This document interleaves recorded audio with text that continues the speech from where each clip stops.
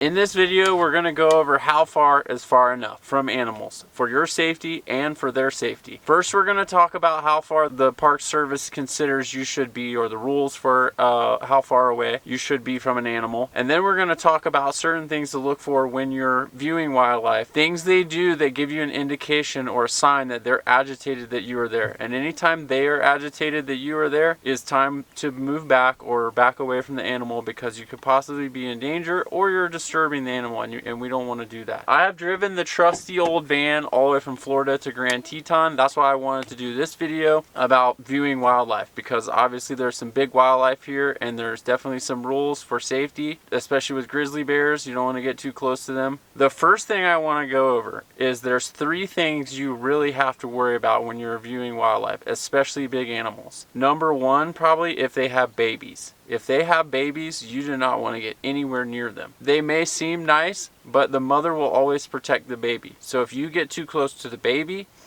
then you may have a problem, and it may happen faster than you think it's going to happen. Number 2 is in the fall. If you're visiting in the fall, the deer species, elk, moose, deer, more so the elk and the moose, because they're larger and they're more prevalent around this area and some of the other national parks. They have what's called the rut, and it's mating season. The males get very aggressive when it's mating season, especially if there's a female there and you happen to get between the female and the male, you could possibly be in danger. So you want to take note of when the rut is, and you want to, as I said later in the video, we're going to go over some things that the animals will do to kind of show you that they are agitated before it gets to a point where you're possibly in danger. You could just back away. Number 3 is probably equally as important to the first one, or more important, and that's if an animal has a kill or they're eating something like a carcass.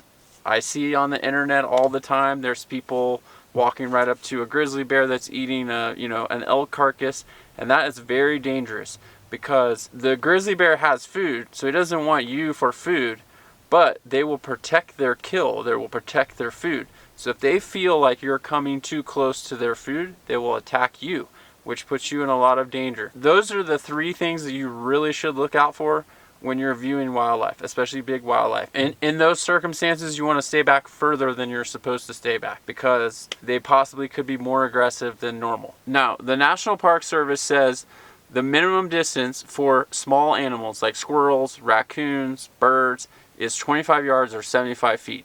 That's their rule. The minimum distance for non-predatory animals like elk, deer, and even moose is 50 yards. That's 150 feet. They don't eat people, or they don't eat other animals, but they're still very dangerous, especially under those circumstances I was talking about. So always check with the national park first, or the newsletter for the national park, and they can have updates on the distance that you should be away, and that's still just a general rule. Number 3 for predator animals is 100 yards, which is 300 feet for any type of predator animal, even a fox or a wolf. And definitely bears. You definitely want to keep your distance from bears, and that's kind of for their safety too. You don't want to be disturbing them if they're trying to mate, or if they're, especially in the circumstances like I was talking about before, if they have cubs or they have food. You definitely don't even want to be 100 yards away from them. You want to stay back further away to ensure for your safety in that situation. Some examples on the internet that I found where people are being very, very, I would call it unaware of how dangerous the situation they are in. They treat the animals like they're at a zoo, which is not a zoo, is a wild animal. It can attack you and carry you off if it wants to. The only reason why these people are still alive is because the bear didn't want to do anything to them, or the elk didn't want to really hurt them, because they put themselves in a very bad situation. So that's the point of this video, is to try to prevent that in the future moving forward for people that maybe don't know. If you're a beginner photographer, or even if you're an experienced photographer and you've never been or dealt with large animals. Say you are at a national park and you're at a distance of 50 yards, there is a female moose with a calf, and you are technically far enough away.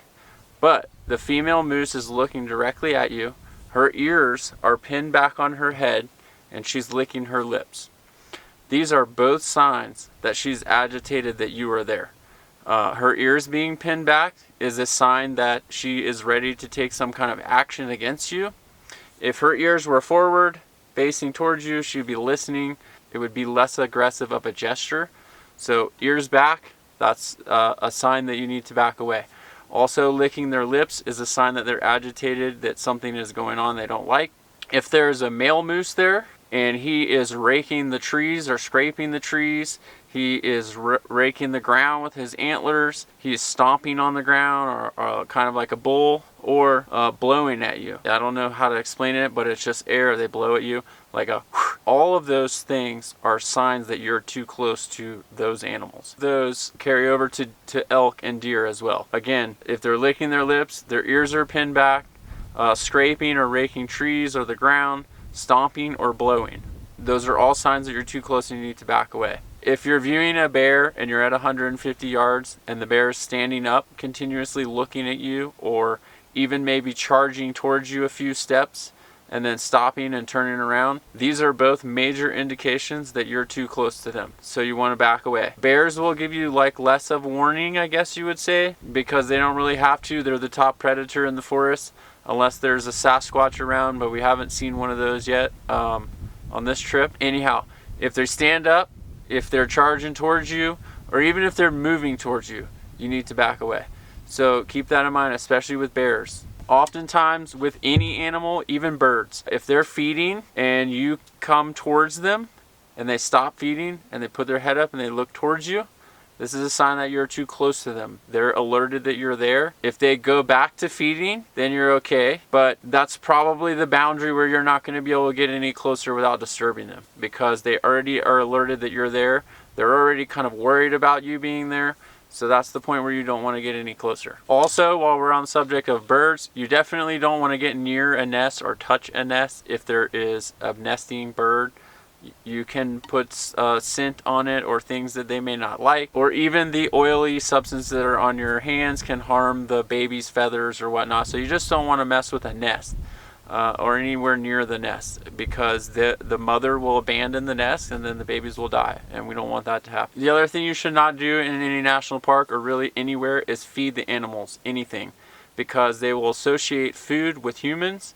And then if you feed a bear, or if you leave food out for a bear, he's going to come back looking for more.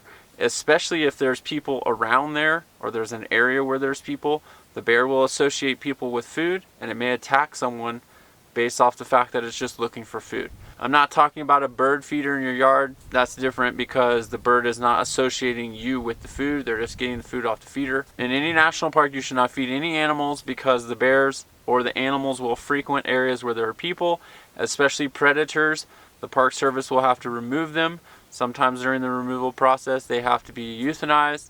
So that's not what we want. We want the animals to be safe. We want you to be safe. So just don't feed them. They'll find their own food. That's what they do. They've been doing it for thousands of years. They don't need your chicken sandwich. Don't forget, hit the like button, hit the bell notification, and subscribe to my channel. I'm going to be staying here in the Tetons for a few months, so I'm going to have lots of good content coming up about wildlife photography and landscape photography, so you don't want to miss that. Hopefully you learned something from this video, and maybe keep you safe and the animals safe when you're visiting national parks or viewing wildlife during photography. I'm not really sure what I'm going to do next week, but I got a hot tip for a couple of grizzly bears here in the Tetons. The female 6'10" and a male named Bruno have been in a certain area, so I'm going to go try to photograph them, and if I get some photos this week, I'll make a video about photographing grizzly bears for next week's episode. If you enjoyed this video and you want to watch another one of mine, I made a video about swallowtail kites, which is a pretty common bird, but some people struggle with photographing them, so I made a dedicated video for it. I'll attach it right here, and I'll see you over there.